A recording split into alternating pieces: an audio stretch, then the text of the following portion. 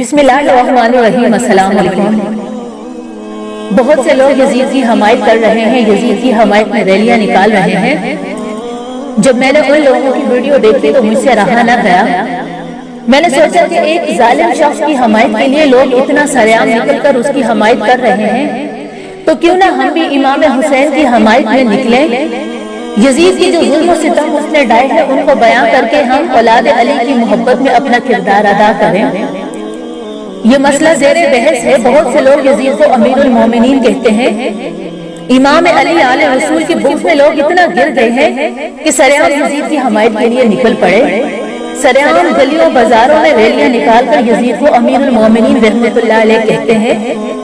افسوس، ایک ایسا شخص جس نے اولاد علی کا خون کیا، بات یہیں تک ختم نہیں ہوتی کہ اس نے صرف خون کیا بلکہ اتنا ظلم و ستم ڈھایا اولاد علی پر۔ امام حسین وہ ہستی ہے کہ نبی پاک نے فرمایا جامع ترمذی میں، حسین منی وانا منہ، حسین مجھ سے ہے اور میں حسین سے ہوں۔ اللہ اس شخص سے محبت کرتا ہے جو حسین سے محبت کرتا ہے۔ افسوس یزید کی حمایت کرنے والوں، کیا تم لوگوں نے نبی پاک کا یہ فرمان نہیں پڑھا؟ کیا تم نے جامع ترمذی کی یہ حدیث نہیں پڑھی کہ نبی پاک صلی اللہ علیہ وسلم نے کتنی بڑی بات امام حسین کے بارے میں کہہ دی؟ آج تم اس شخص کی حمایت کر رہے ہو جس نے امام حسین کا خون کیا، جس کا دامن امام حسین کے خون سے رنگا ہے، اولاد علی کے خون سے جس کے دامن رنگین ہے۔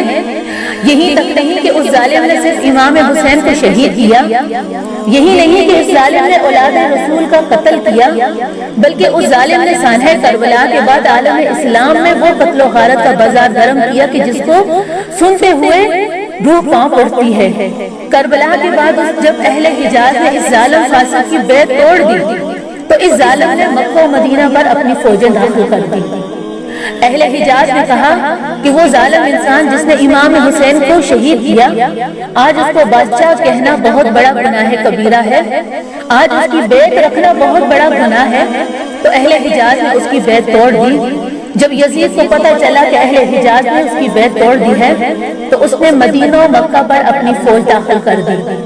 یزیدی فوج نے نبی پاک کے حرم کی بے حرمتی کی، کئی ہزار صحابہ کرام، کئی تابعین کو شہید کیا۔ آخر کیوں تم اولاد علی کی بغض میں اتنا گر گئے ہو؟ امام علی کی آل پر جس شخص نے ظلم کیا اس فاسق فاجر کو تم امیر المومنین رحمت اللہ علیہ کہتے ہو۔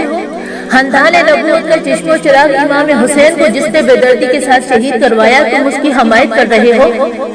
امام ابن حجر اسقلانی اپنی کتاب تہذیب التہذیب جلد نمبر 11 صفحہ نمبر 360 میں حضرت عمر بن عبدالعزیز کے واقعے کو نقل فرماتے ہیں اور فرماتے ہیں کہ یہ واقعہ جتنے بھی راویوں نے بیان کیے ہیں تمام ثقہ راوی تھے۔ فرماتے ہیں وقال یحییٰ عبد الملک بن ابی غنیہ، یحییٰ بن عبد الملک غنیہ فرماتے ہیں اور یہ ثقہ راوی ہے۔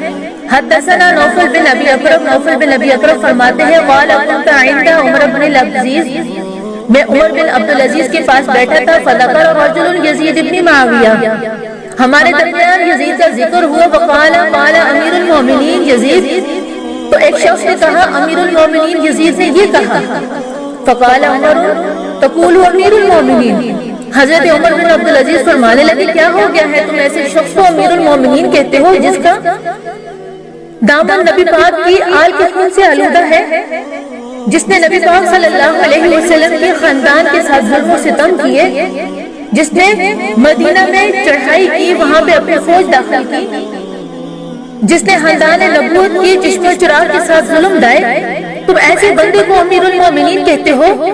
آپ غصے میں آئے، آپ نے حکم دیا وَأَمَرَ بِهِ فَضُرِبَ 20 صَوْتًا، آپ نے کہا کہ اس شخص کو 20 کوڑے لگاؤ جس نے یزید جیسے فاسق فاجر انسان کو امیر المومنین کہا، اس جیسے فاسق فاجر انسان کی حمایت کی۔ آپ نے حکم دیا اور اس بندے کو 20 کوڑے لگوائے، اور آج کے دشمن اہل بیت یزید کا دفاع کر رہے ہیں۔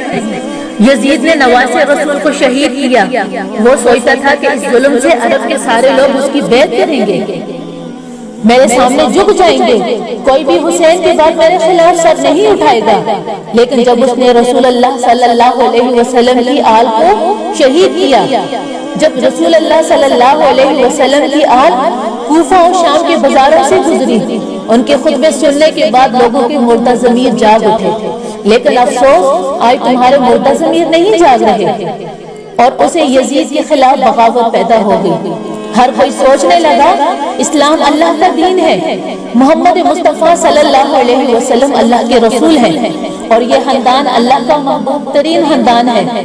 جس نے آل رسول کے ساتھ ظلم کیا اس کو بادشاہ کہنا سب سے بڑا گناہ ہے۔ یوں مدینہ والوں نے یزید کی بیعت سے انکار کیا، یزید نے مدینہ پر حملہ کر دیا۔ یزید نے خانہ کعبہ پر حملہ کیا، یوں خانہ کعبہ کو اس نے آگ لگا دی۔ اس واقعے کو واقعہ حرہ کے نام سے جانا جاتا ہے۔ ہر کوئی یزید پر لعنت کرتا رہا۔ یزید جس کو اپنے خلاف دیکھتا تو اسے قتل کروا دیتا، لیکن اللہ تبارک و تعالیٰ کی عدالت انصاف کرتی ہے۔ جلد ہی یزید سخت بیماری میں مبتلا ہو گیا۔ حکیم پریشان ہو گئے کہ کیسی بدترین بیماری یزید کو لگ گئی ہے۔ یزید کی اتنی حالت بگڑ گئی، وہ پانی کے لیے ترستا، پانی پیتا تو وہی پانی اس کے پیٹ کو جلا دیتا۔ یزید کے محل کے لوگ جب یزید کی ایسی بدتر حالت دیکھتے تو کہتے یہ عذاب ہے اس پر، اس نے نواسے رسول کو شہید کروایا۔ بادشاہ ہوتے ہوئے بھی پانی کی ایک ایک بوند کو ترستا رہا۔ یزید نے اپنے بیٹے کو بلایا اور کہا کہ یہ بیماری میری جان لے کے چھوڑے گی، اس تخت کو میرے بعد تم سنبھالنا۔ تو یزید کے بیٹے نے نظریں اٹھا کر کہا کہ اس تخت پر حسین ابن علی کا خون لگا ہے، آپ چاہتے ہیں جیسے زمانہ آپ پر لعنت کرتا ہے مجھ پر بھی ایسے لعنت کرے؟ بولا نہیں، نواسے رسول سے یہ آلودہ تخت، اس پر میں نہیں بیٹھ سکتا، میں اس تخت پر لعنت کرتا ہوں۔ اور معاویہ اسود نے اس تخت پر بیٹھنے سے انکار کر دیا۔ یزید حیرت سے دیکھ رہا ہے، یزید کے محل کے لوگ اس پر افسوس کر رہے ہیں۔ ان دنوں عرب کے بدترین نشے یزید کے سامنے رکھ دیے جاتے، یزید نشے میں رہے اور درد محسوس نہ کرے۔ نشے کی حالت میں یزید نے سپاہیوں سے کہا وہ بندہ کہاں ہے جو میرے ساتھ رہتا تھا؟ لوگوں نے کہا وہ جنگل کی طرف نکلا ہے۔ سپاہیوں کے ساتھ گھوڑے پر بیٹھ کے باہر گیا تو گھوڑے نے اپنی پیٹھ سے اسے گرا دیا۔ یزید کا پاؤں گھوڑے کی رکاب میں پھنس گیا، گھوڑا دوڑتا رہا، یزید کا سر ایک پتھر پر ٹکرا گیا اور گھوڑا نہ رکا، یہاں تک کہ یزید کا پورا جسم پامال ہونے لگا۔ یزید کی فوج نے جب اس کی لاش کو دیکھا تو کہنے لگے حسین ابن علی کے خون کی یہی سزا ہے، اور اس کو شام میں دفن کر دیا گیا۔ آج بھی یزید ملعون کی قبر موجود ہے اور لوگ اس کی قبر کو دیکھ کر لعنت کرتے ہیں۔